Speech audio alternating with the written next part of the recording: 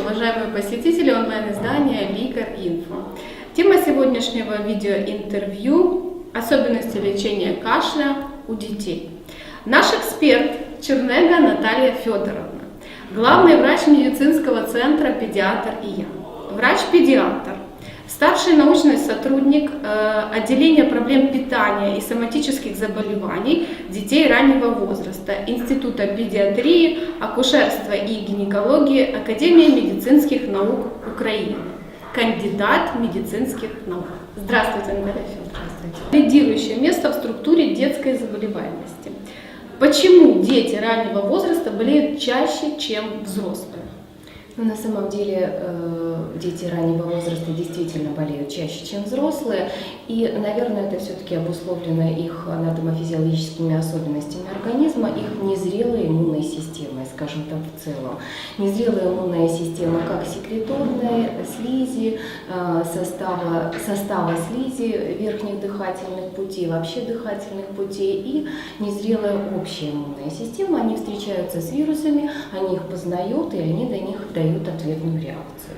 Но бояться этого совершенно не нужно, это нужно лечить симптомы, и доказано, что дети, которые болеют в раннем возрасте, часто они в будущем менее подвержены аутоиммунным заболеваниям, каким-то другим аллергическим заболеваниям. Поэтому это физиологическая особенность детей. Давайте определим, вот какие есть особенности кашля у маленьких детей. Что можно выделить? Кашля. Очень сложно выделить особенности кашля у маленьких детей, но если в целом говорить, то дети могут не кашлять. Вот, наверное, это самая большая особенность для маленьких детей. У них незрелый кашлевой рефлекс. И отчасти мама, приходящая с ребенком на прием, который имеет температуру и легкие покашливания, и когда ты прикладываешь трубку и слушаешь ребенка, то понимаешь, что у него хороший эксудативный, такой вот секреторный процесс в легких. И вот, наверное, это самая главная особенность. Да?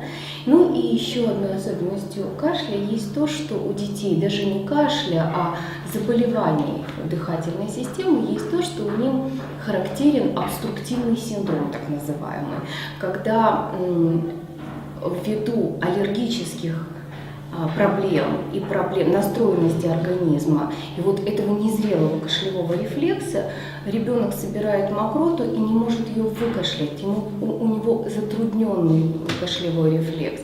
Вот, наверное, такие две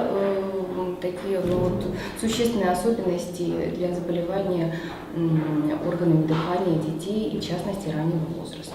Как нужно бороться вот именно с этими двумя особенностями, которые вы назвали? Возможно ли? Ну, конечно, безусловно, мы же это лечим, мы с этим боремся. От кашля существует две большие группы препаратов. Это противокашлевые препараты и отхаркивающие. Противокашлевые препараты – это группа препаратов, которые применяются при сухом кашле.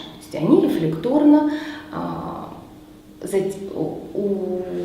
уменьшают кашлевой рефлекс.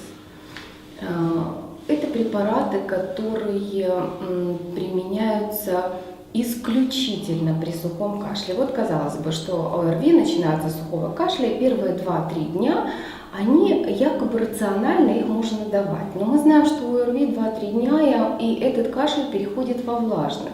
Поэтому нет, наверное, надобности их давать и применять. То есть это группа исключительно очень узкого применения. Да? Это коклюшеподобный кашель, сухой, навязчивый. И очень мало таких показаний для этих препаратов. Да? Вот. А другая большая группа – это противокашлевые препараты. Вот противокашлевые препараты, они имеют растительное происхождение и синтетическое. Если говорить о растительном происхождении, то это препараты на основе трав. Чабрец, солодка, мать-мачеха. На самом деле их эффективность низкая. И эффект их отхаркивающего действия, он, наверное, все-таки отсроченный.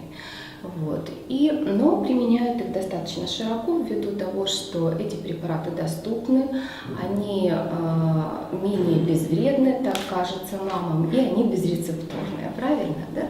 И поэтому применяют их широко. А вот другая группа препаратов, которые называются муколитики, вот они как раз имеют хороший действенный эффект, и они разделяются на две большие группы. Это протеолитические ферменты и неферментативные препараты. Давайте детальнее поговорим о муколитических препаратах. Что это за группа препаратов и какие существуют на сегодняшний день? Группа препаратов, которые разжижают мокроту. Они делятся на две большие группы. Это протеолитические ферменты, ферментативные препараты. Их применение в педиатрии оно очень ограничено ввиду большого количества осложнений. А другая группа – это препараты неферментативные. Первое – это производные цистеина. И вторые препараты – это такая большая группа амброксола, бромгексина. Если говорить о производных цистеина, то это первым препаратом, который начинал вхождение в муколитические препараты, это был ацетилцистеин. Его ограничение сейчас в педиатрии его применение немножко ограничено в педиатрии ввиду действия отрицательного влияния, его отрицательного влияния в некоторых аспектах. Первое – это то, что этот препарат, ацетилцистеин, он может усиливать обструктивный синдром, о котором я говорила, у детей раннего возраста. И второй момент в применении этого препарата.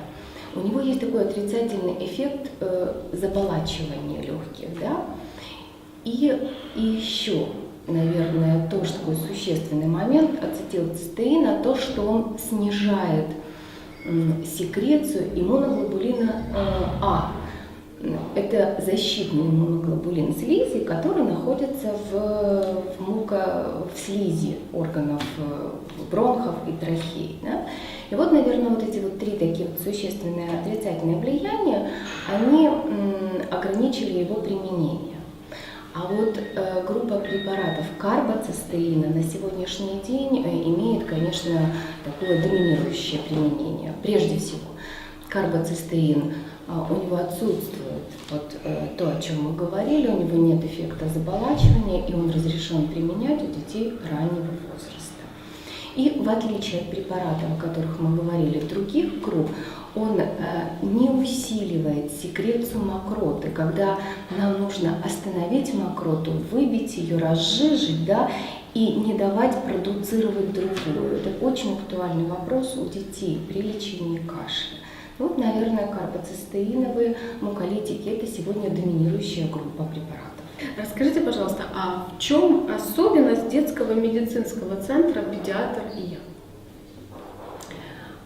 «Педиатр и я» – это центр, который создан совсем недавно, нам не так много. У нас наверное, самая существенная особенность этого центра – это то, что принимают у нас специалисты-педиатры, которые знакомы с детьми с нуля.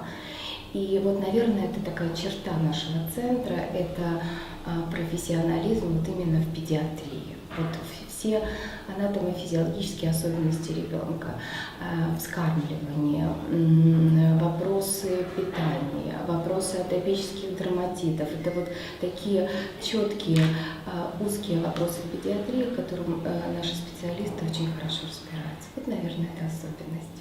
Лечение кашля у детей. Совет от педиатра. Лечение кашля у детей.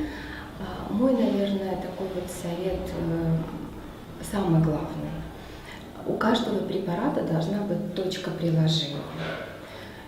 Не нужно давать без доктора препарат назначать. Доктор должен понимать и выяснить с мамой, какой кашель. Верхний, продуктивный, нижний, непродуктивный. Существует ли обструктивный синдром у ребенка. Это самое главное.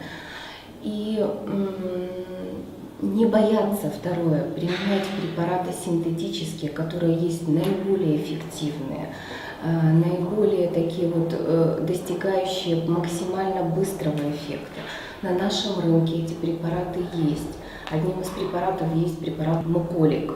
Это препарат карбоцистеина. То есть всегда нужно применять эти препараты по назначению доктора и иметь точку приложения к ним. Спасибо огромное. Наш эксперт Чернега Наталья Федоровна, главный врач медицинского центра «Педиатр и я», врач-педиатр, кандидат медицинских наук, старший научный сотрудник отделения проблем питания и соматических заболеваний детей раннего возраста Института педиатрии, акушерства и гинекологии Академии медицинских наук Украины. Спасибо, Наталья Федоровна.